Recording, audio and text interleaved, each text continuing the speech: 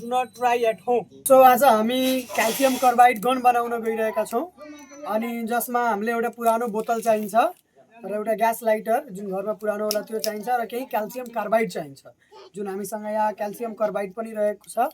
यो कुनै पनि हार्डवेयरको पसलमा पाइहाल्छ। यु क्यान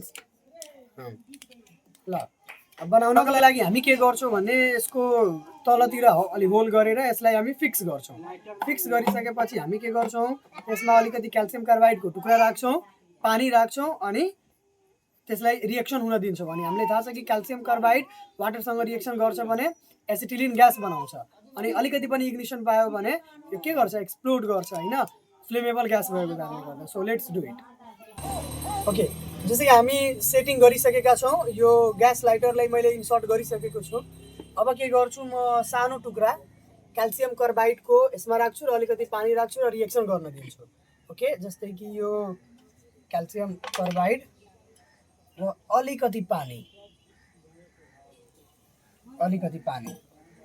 रिएक्सन हुँदैछ।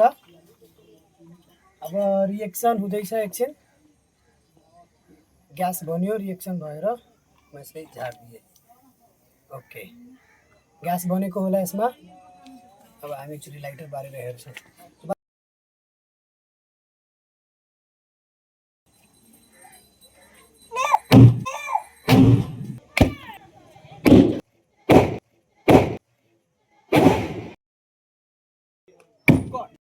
सो फाइनली हामी डर्दै भिडियो बनायौँ। तर तपाईँहरू घरमा ट्राई नगर्नु होला, it is risky also. Please do not try at home.